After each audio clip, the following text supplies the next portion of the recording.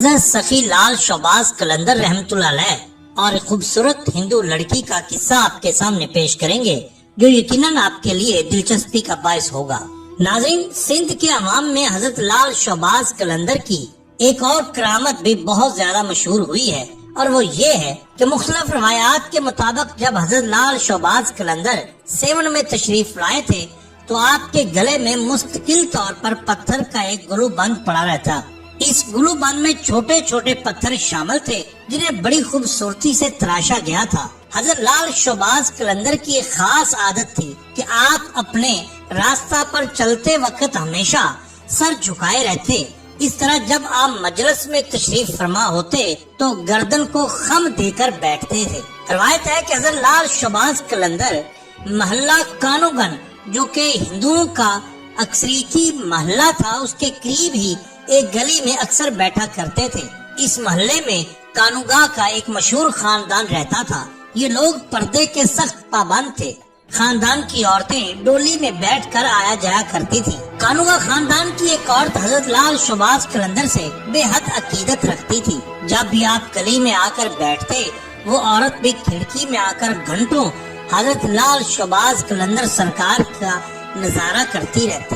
ہندو عورت کی شدید خواہش تھی کہ کسی طرح وہ حضرت لال شہباز قلندر کا دیدار کر لے، مگر آپ ہمیشہ سر جھکا کر بیٹھتے تھے، اس لیے وہ اپنی کوششوں میں کامیاب نہ ہو سکی۔ ایک دن ہندو عورت کی وحشت اس قدر بڑی کہ اس نے شوق دیدار میں کھڑکی سے چھلانگ لگا دی اور حضرت لال شہباز قلندر سرکار رحمت اللہ علیہ کے قدموں میں جا گری۔ اونچائی سے گرنے کے سبب ہندو عورت شدید زخمی ہو گئی تھی۔ اس نے ایک نظر حضرت لال شہباز قلندر کے چہرہ مبارک کو دیکھا اور دنیا سے رخصت ہو گئی۔ جب محلے کے لوگوں کو معلوم ہوا تو ہر طرف ایک شور برپا ہو گیا۔ مرنے والی ہندو عورت کے رشتہ دار اس کی لاش اٹھانے کے لیے حضرت لال شہباز قلندر کی خدمت میں حاضر ہوئے اور عرض کرنے لگے، حضور اگر آپ اجازت دیں تو اس بد نصیب عورت کو لے جائیں اور اس کی آخری رسومات ادا کریں۔ کانوگا خاندان کے لوگوں نے حضرت لال شہباز قلندر سے اجازت اس لیے چاہی تھی کہ مرنے کے بعد بے پردگی کے خیال سے حضرت لال شہباز قلندر نے اس کے جسم پر اپنی چادر مبارک ڈال دی تھی، اور یہ بات بھی خاندان میں مشہور ہو چکی تھی کہ ہندو عورت حضرت لال شہباز قلندر سے بے حد عقیدت رکھتی تھی۔ حضرت لال شہباز قلندر نے ان لوگوں کی درخواست سن کر فرمایا، میری اجازت کی کیا ضرورت ہے، تمہاری امانت ہے، جہاں چاہو لے جاؤ۔ حضرت قلندر پاک کی اجازت کے بعد ہندو عورت کے رشتہ داروں نے اس کی لاش اٹھانے کی کوشش کی، مگر اپنے مقصد میں ناکام رہے۔ انہیں ایسا محسوس ہو رہا تھا کہ جیسے لاش بہت زیادہ وزنی ہو گئی ہے۔ دوسرے عزیزوں کو بلایا گیا، مگر 15-20 افراد مل کر بھی ایک کمزور سی عورت کو نہ اٹھا سکے۔ ایسا لگتا تھا کہ جیسے لاش زمین سے چپک گئی ہو۔ حضرت لال شہباز قلندر نے ان لوگوں کو حیران اور پریشان دیکھ کر فرمایا، اگر تم پورے شہر کے ہندوؤں کو بھی جمع کر لو گے تو یہ لاش نہ اٹھ سکے۔ حضرت قلندر کی بات سن کر کانوگا خاندان کے لوگوں پر گویا ایک دہشت سی طاری ہو گئی۔ آخر اس بد نصیب عورت سے کیا گناہ سرزد ہوا ہے؟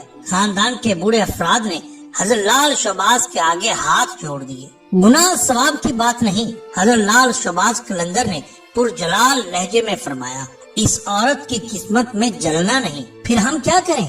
اس عجیب و غریب صورتحال سے اہل حنود بہت پریشان تھے۔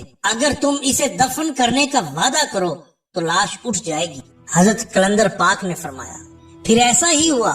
ہندو عورت کی ارتھی اٹھنے کی بجائے جنازہ اٹھا اور اسے مسلمانوں کے طریقہ پر دفن کیا گیا۔ حضرت لال شہباز قلندر کی یہ کرامت دیکھ کر کانوگا خاندان کے کئی ہندو آپ کے دست مبارک پر ایمان لے آئے۔